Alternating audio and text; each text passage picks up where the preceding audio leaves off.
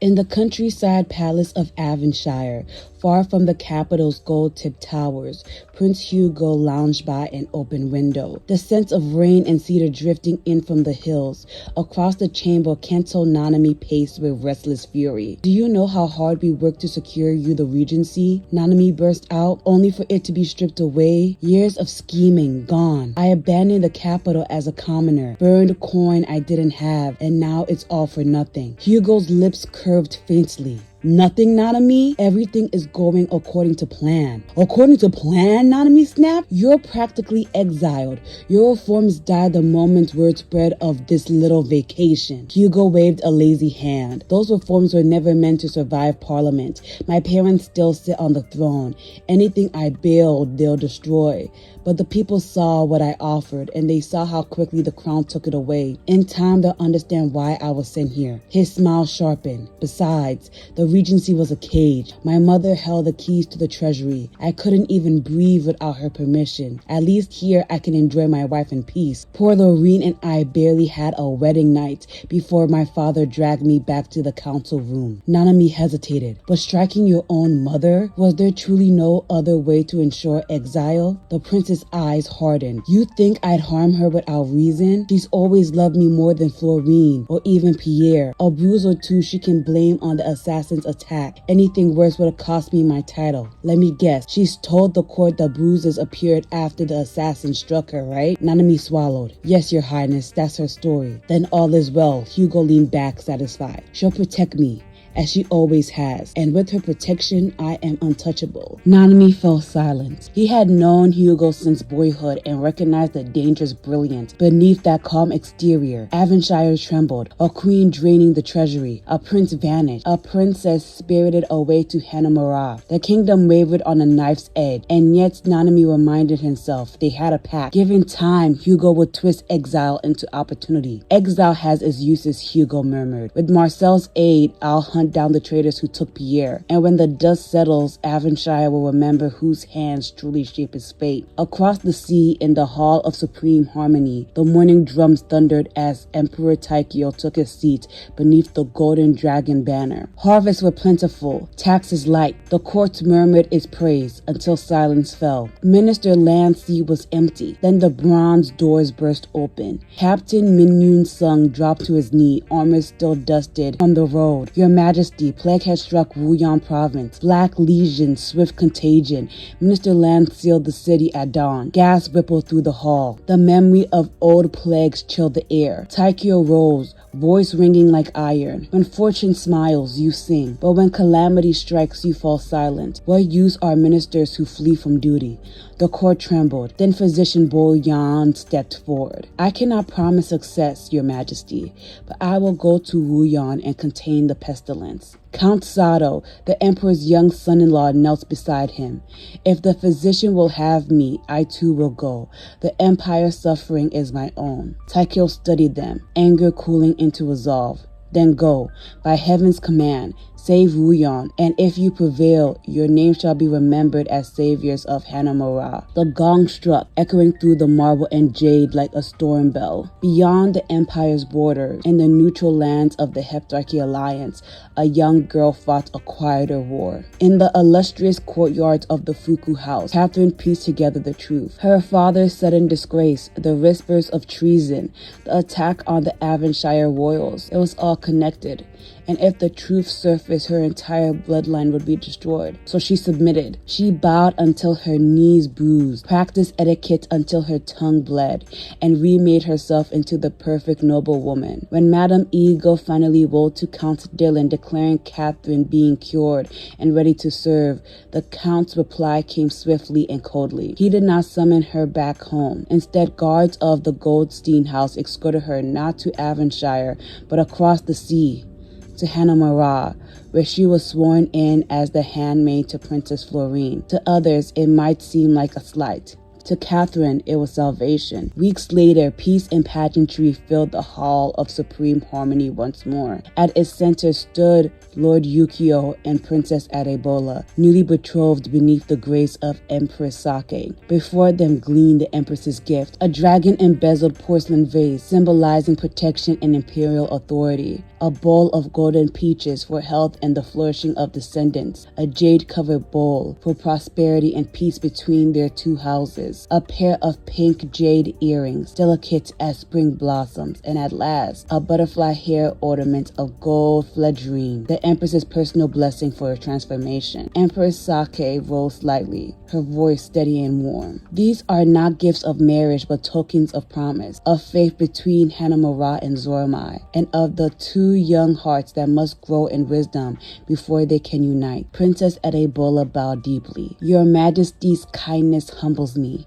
I will cherish these gifts as symbols of my new life beneath the heavenly banner. Lord Yukio followed, proud yet reverent. From her stance amongst the ministers, Countess Akira watched, her heart heavy with pride and melancholy. The ceremony honored her son's future, yet in the gleam of imperial gift, she saw the distance widening between mother and child, between her will and the Empress's. Still, when she saw Adebola smile meet Yukio's, Akira's breath softened. Perhaps this girl, foreign, bright, and poised, might truly bring joy to her son's path. And as the herald's voice rang through the chamber, proclaiming the betrothal sanctified by heaven, Akira lowered her gaze and whispered, "Be happy, my son. Even if the heavens part us, may you always find light." Okay guys, we are starting immediately off from where the machinima ended. We have Sado and we have Akira here, and as you guys can see, they are both terribly sad. Why is Sado sad? It says sad +2, sting of rejection from recalling a milestone. Ah yes, the feeling of rejection is hard to forget when Count Sado is here. I guess he is just remembering how awful the beginning of Akira and his relationship is, how they consistently had to fight against Empress Sake, how they consistently had to fight the fact that they were teen parents, and how they had to raise Benjiro and Michiko without their other triplet. I don't even know what that was about, but I'm practically having Sado come back home to the Matsuda estate and tell Akira all of the stuff that happened in court today, about the plague in Ruoyang, about the fact that he decided to go with, what was his name again, Physician Bao, in order to go to the outskirts and figure out how to cure it, if he and him can figure out a cure to the plague, all that fun stuff. For some reason his mood changed to forgiving. Bro, who is calling you? Who is trying to call you right now? Okay, say what? When answering a question, Lord Benjiwo used forbidden words. It really shocked the teacher. Oh no, punish anyway. You are the future count of the Matsuda estate. You physically can't do that. Let's practice fighting. You guys know that Sado and Akira, huh? Guys, what is that? Oh, brother. What is this? Was that a playful type thing? They're so toxic that they like to engage in these toxic, annoying tropes, and I guess they have high enough fitness that they can practice fighting. But do you feel like you got your face beaten? I guess not. She feels like a loner from having the stranger danger trait, and she's feeling a deep connection from socialization. So she is honestly taking this way better than I thought she would, because you know, Akira, typically she is the problem. She is usually the one that is starting an instigation with my main boy, Mischief. I'm gonna have her give him the cold shoulder though. Like, oh my gosh, what do you mean you are going to go to Ruoyang province? Ruoyang province is literally in the middle of nowhere. Our children literally are about to have their coming of age ceremony, and the same thing with Daichi's coming of age story. Well, she wouldn't do that. These two, man, they're so in love that it's hard for them to have a negative conversation that I need them to have for the sake of the plot. Oh, bro, I love how Benjiro just walked in on the parents arguing. Like, I don't know. Like, every time I try to have them argue about the fact that Akira does not want him to go to Ruoyang province, he is literally able to fix the situation. He literally is able to just talk to her, make a joke, talk about video games, literally some silly stuff that is practically able for them to fix their situation. But now that Akira knows that Sado is going to Ruoyang province in order to help fix the plague and make their relationship better, I'm going to have Sado talk to Benjiro about the fact that he is not going to be seeing him for a while, because he is going to be in Ruoyang province trying to practically do better for their family, do better for their reputation. I'm gonna have him lecture him about his responsibilities. What are y'all talking about? But I'm gonna have Sato practically talk to Benjiro like, hey, now that I'm gonna be gone, you're gonna have to be the man of the house. You're gonna have to, and now you're more sad. You feel so sad that you're gonna have to be leaving your child. He feels like, oh my gosh, should I be more lenient to Benjiro? But he's got to be the man of the house. Yukio is still living with the Empress. Hug your child. Hug your child. Maybe that will make you feel better. But you have to tell him that it's up to him to be the man of the house. Like, he has to really look out for his sister, look out for his mother. It's all on him.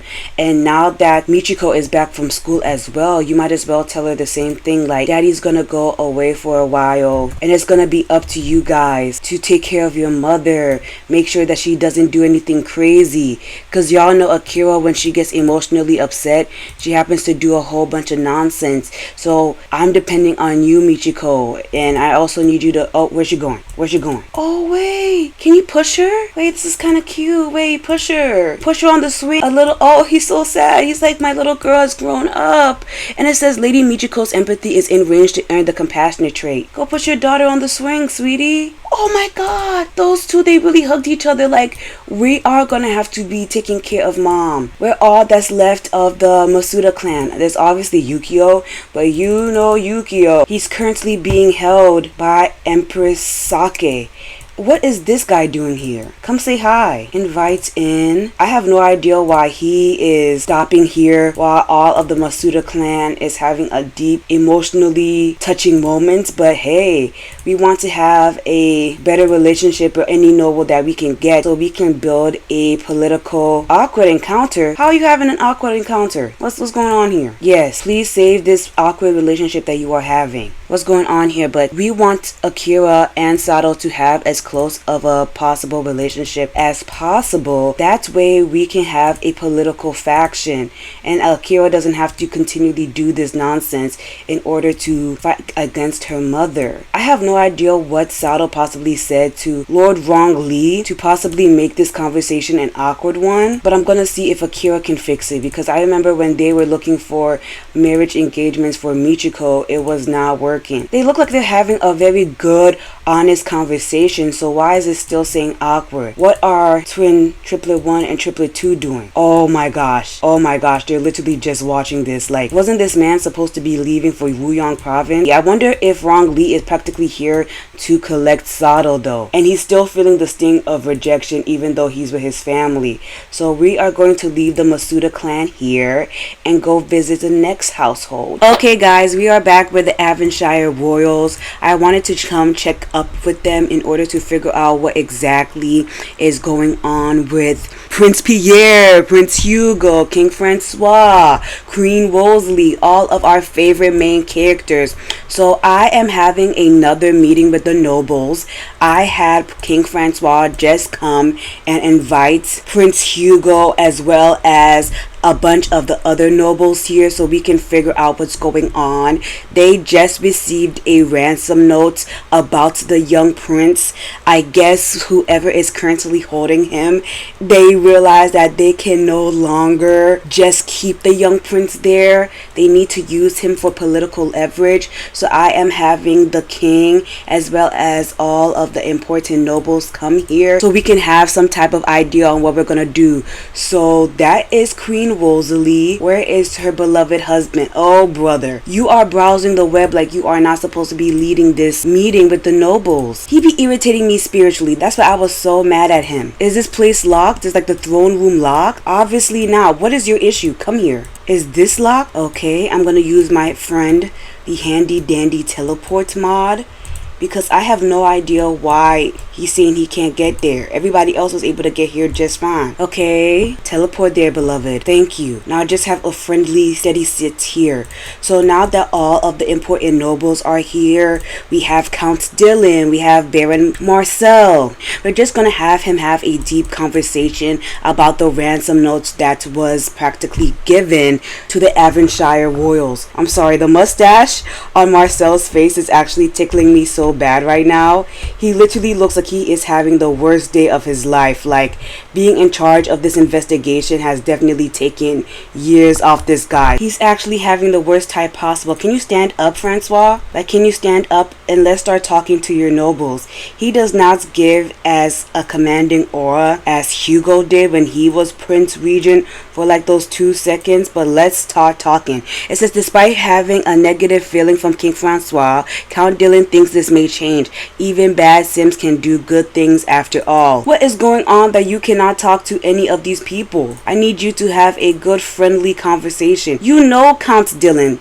Count Dylan is literally your advisor. I have no idea why it's saying he doesn't know Count Dylan. He literally was the one who you came to increase the taxes on the people that caused him to be in this situation to begin with. Okay, start talking to everybody. Literally start talking to everybody quick. So I'm gonna have King Francois talk to Dylan, Hugo, Marcel, and practically ask if anyone has any clues about this ransom note. The way that the ransom note was able to come to the Avenshire castle was that one of the maids found it, but they don't really have cameras. That was one of the things that they decided to cut back on in order to practically lower the cost of living for the Avenshire royals. Why did they cut back on security instead of IDK? All of their lavish spending? You are asking the wrong person. But now that we know that they have kidnapped Prince Pierre for the executive purpose of trying to get the king. Oh, why are you yelling at him? Marcel, sweetie, why are you yelling at him? Oh, I guess Marcel was definitely yelling at the king because he feels like he is not taking the situation seriously. Marcel is practically looking like, here, yell at him back. You are practically saying that you aren't willing to do these political concessions, lowering taxes, argue about politics. This is in order to get your son back. But that is such an evil thing for you to do. Your son has practically left me in charge of all of this investigation stuff, and now that we actually have a firm lead in terms of actually getting your son back, Rosalie, can you try to cool down this conversation? You are the queen. They're still arguing, they're still going back and forth. I think, no, please, for the love of God, punch! Blood of Jesus, guys, I refuse for you guys to hit each other again. Like, what is your issue? You are supposed to have the closest relationship of everybody in Avenshire. Hugo, please walk away from your mom. Please. And now you're getting yelled at by your son. That's great.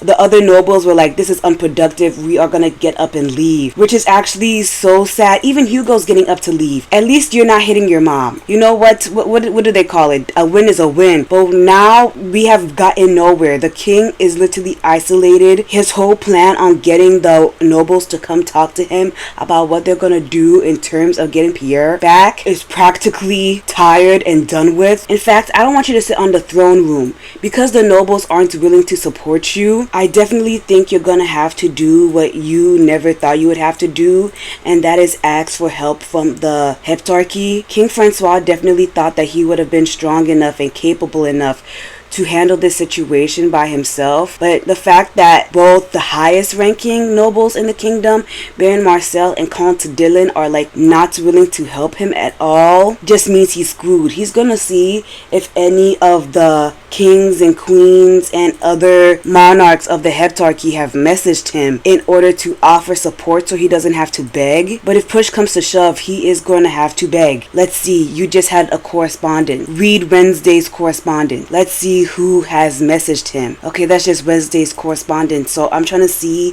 if anybody of note has messaged the king, or if it's the common people per usual begging the king to lower taxes, help with food assistance, help with medical assistance. Did we get anything from that at all? Okay, it says King Francois has finished reading the correspondence. They can reply using the correspondence book. Do we even have that? Let me go get that from the building by. Okay guys, so I was finally able to figure out what was going on. He just needed the parchment paper, and he also needed the correspondence book as well. So with the LN mod, we have diplomacy, journal entry, correspondence to a member of royalty, send a correspondence to a member of nobility, review kingdom's finances, as well as diplomacy. So the first thing that we are going to do is we're going to request for funds. Let's see if there's anybody in his club. We obviously have the big six, but the person who we are going to ask for funds specifically from is Queen Sundari. As you guys know, Queen Sundari is technically, what is it, like a future mother-in-law? I low-key forgot how that works in terms of familial lineages when you have your son marrying. It's an in-law. That's a future in-law. I don't know why I'm being so specific, but I'm gonna have King Francois try to message Queen Sundari like, hey, this is the current situation that is happening in Avonshire. We are struggling to find your future son-in-law, and we are requesting funds in order to help send troops to find out where these rebels have taken my son and your future son-in-law. They have recently sent a ransom note saying that I need to lower the taxes for the people in order to get things moving. So I am asking in all good faith for your help. Things are looking quite serious for us in terms of Pierre's safety.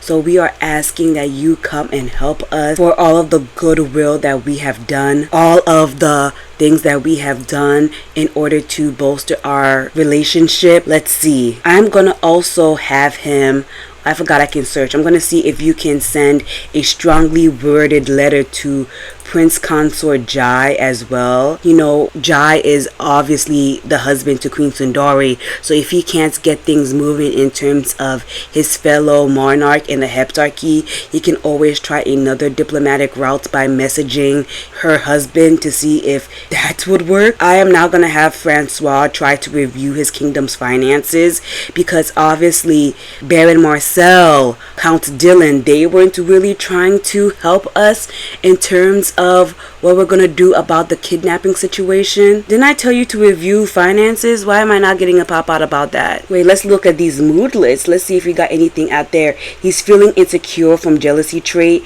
Maybe he feels like his wife is definitely ignoring him. There goes Queen Rosalie in the back. I don't know if she's coming to say hi. She definitely isn't. What are you doing in his royal? Oh, you just want to use the computer?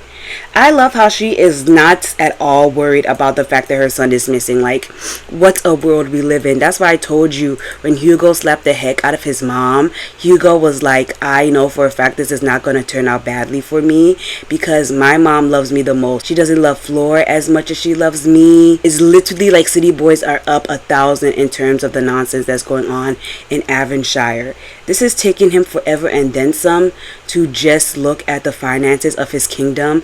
I'm just taking this as he's struggling. Like, I'm taking that as he is having a hard time balancing the checkbooks, looking like they want me to lower taxes. Yeah, no. Luckily for us, in terms of the dowry that they got from Princess Aditi, well, more like betrothment gifts from the kingdom of Rajhara, they have these money trees that whenever you sell them, it gives you $8,000. I've been able to really mooch in terms of that.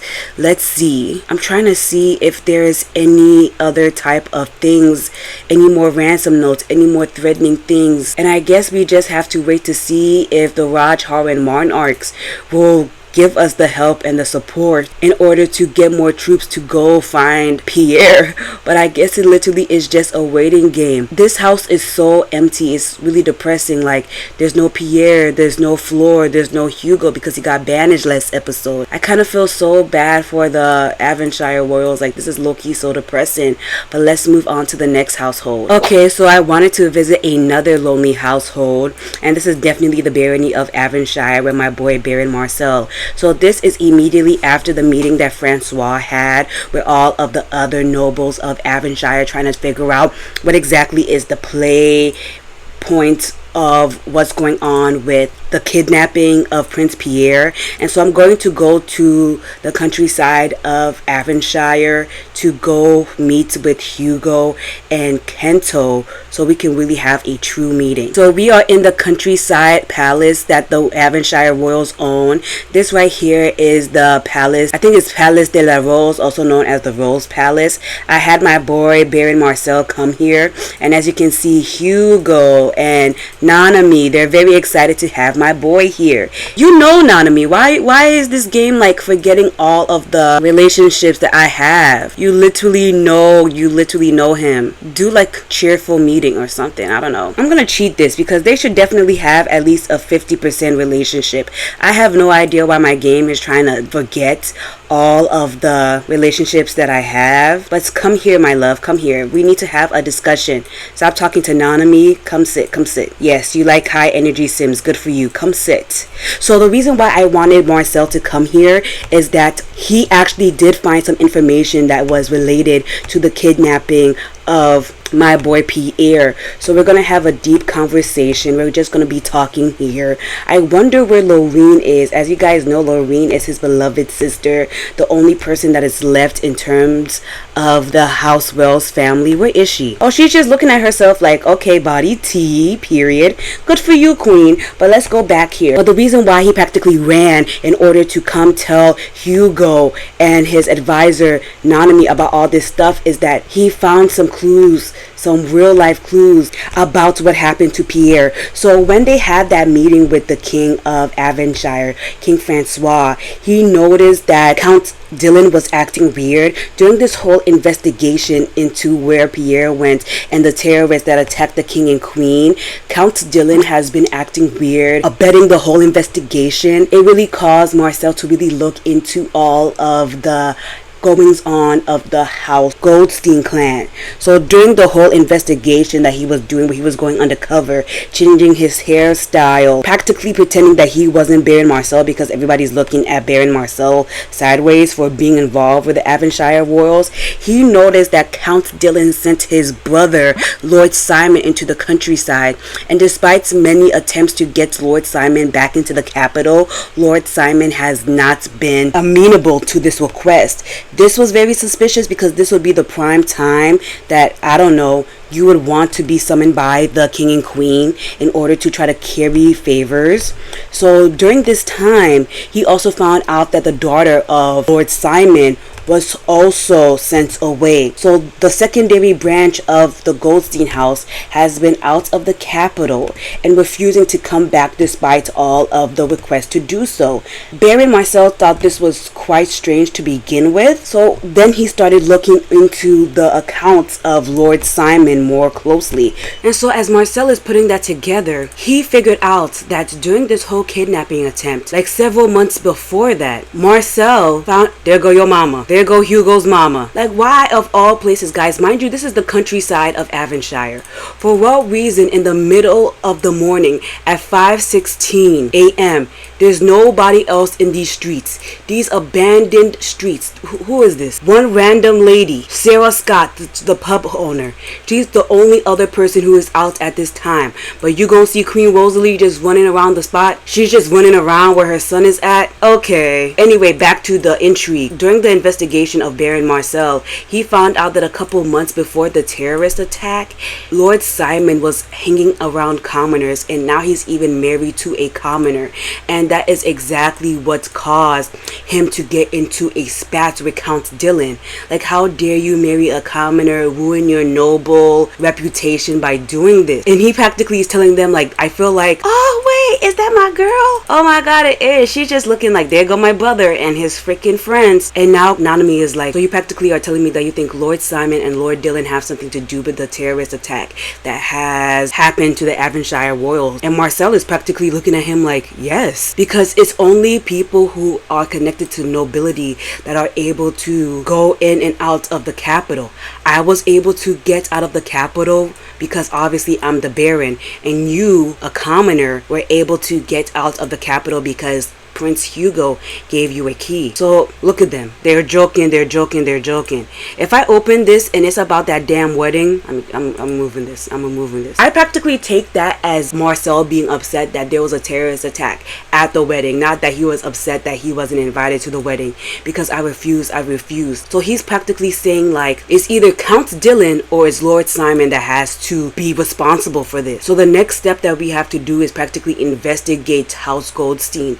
I don't know how we're going to be able to do that exactly, because of the fact that you lost all of your Prince Regent powers. But I'm betting money that if we look at the houses owned by House Goldstein, we'll be able to find Pierre.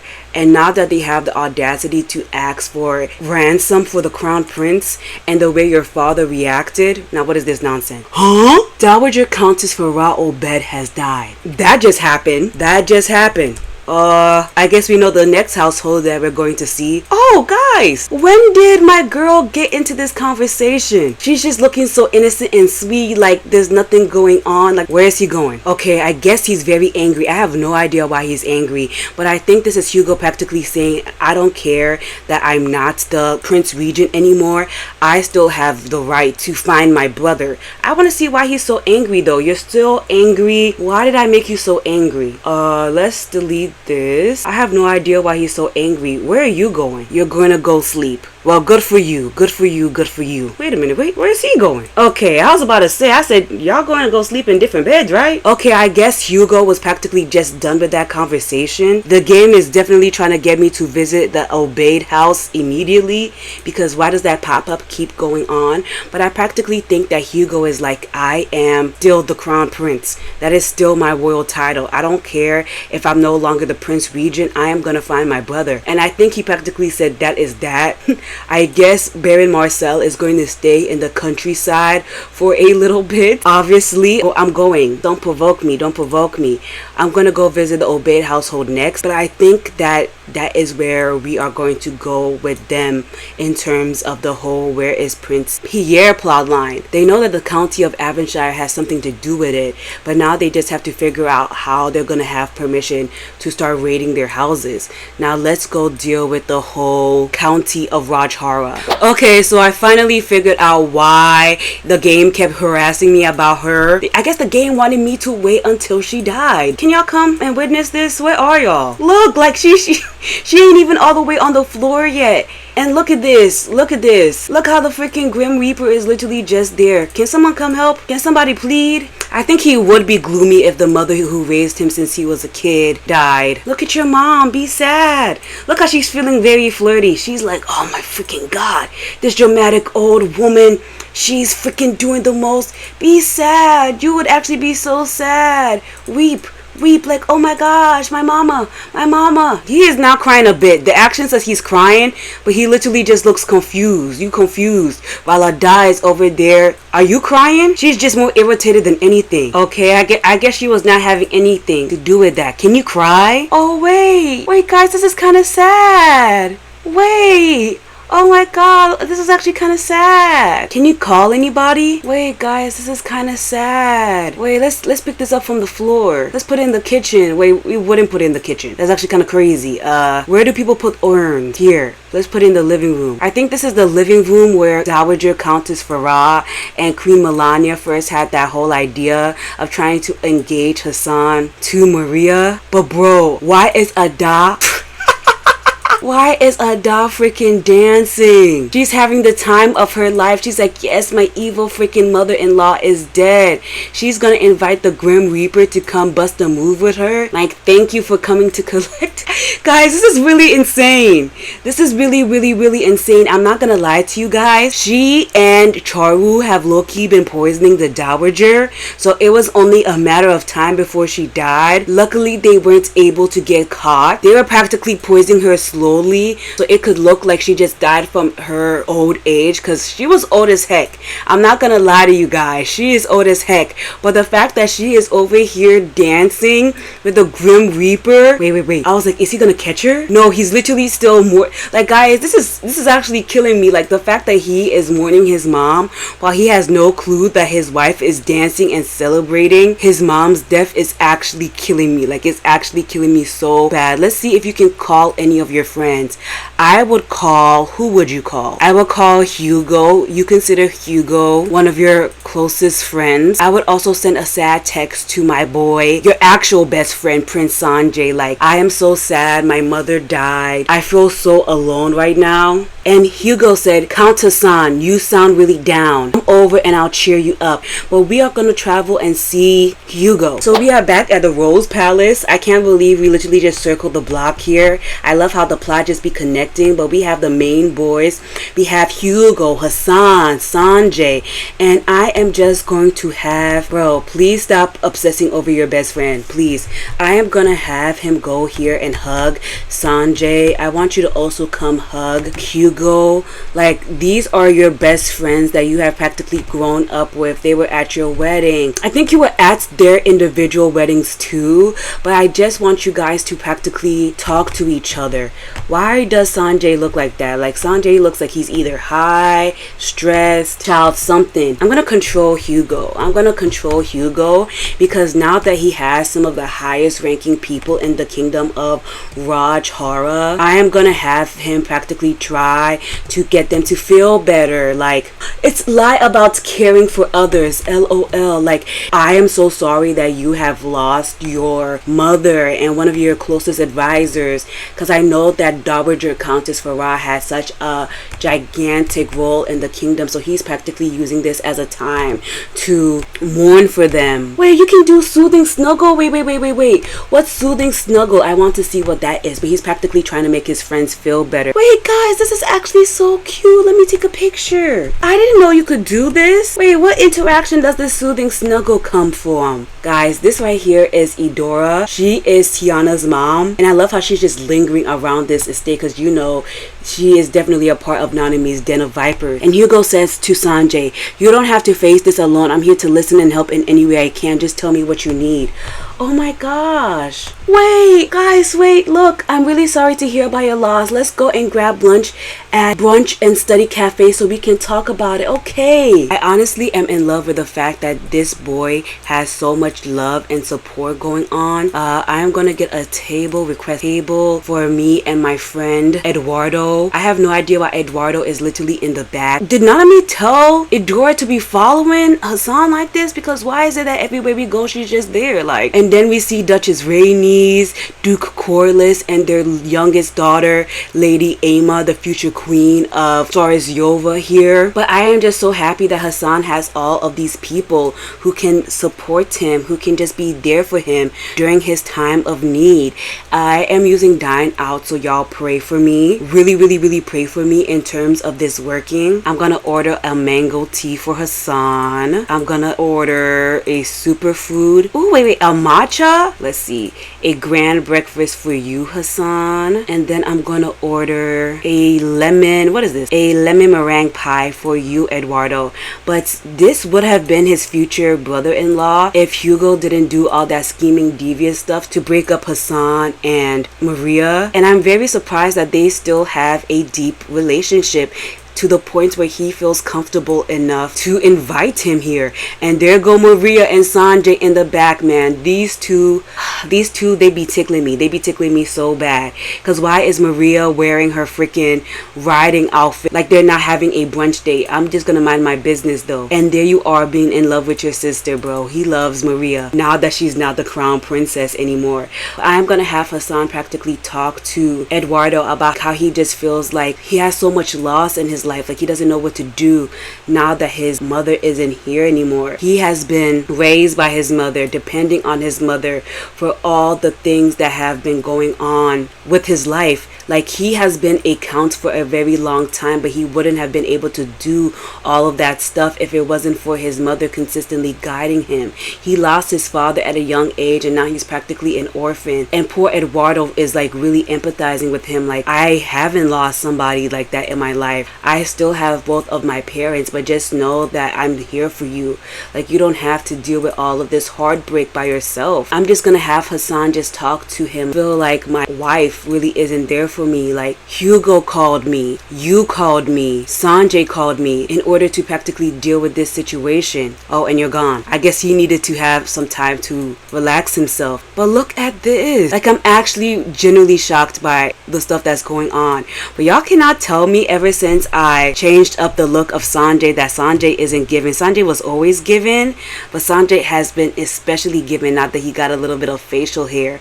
And look at him signing stuff like purr. I gotta change the outfit of Maria. Like, I actually can't take her seriously. She's still wearing her wedding henna. I don't know if she just continually does it in that style because she loves henna. But wait, oh my gosh, all of the couples are showing up and showing out. Like, you shouldn't even be here. Like, Sato literally shouldn't be here. Neither should freaking Rong Li. They should all... I'm making you leave. I don't know if he snuck out from Ruoyang to go on a date with his wife, but I'm gonna make you leave. He literally should not be here. The fact that I'm catching you on a date with your wife is completely unacceptable. I'm gonna help them clean up the trash because this is killing me. But their food is here, guys. Look at this strawberry matcha. Like, I love this for them, but Hassan is practically looking like, I don't know why my wife is practically not really supporting me during these tough times. I honestly thought that she would be more here for me. More of my friends have tapped in and talked to me in terms of how I'm dealing with the loss of my wife, but she has been practically MIA since my mother died, and I don't know if it's because of the fact that she has been having a hard time too, but I want to be supported by my wife, and I don't know if it's normal. Obviously you're too young to have any advice, but it just feels good to get this off of my chest. I don't know, just having someone here during these tough times for me is good. Going out, not being in the house where my mother died is really helping me. I don't know, just thank you, Eduardo. I know you don't have to do this for me.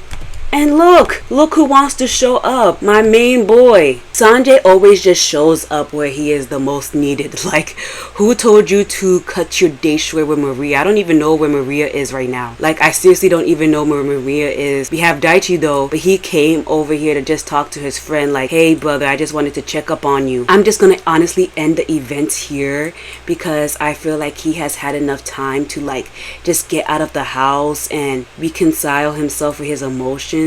But I'm gonna have him go home. I think in the next episode I'm gonna have a funeral for Dowager Countess Farah. That was honestly so sad. I practically had to give him the gloomy tray because now that he's like an orphan, he doesn't know what to do with himself.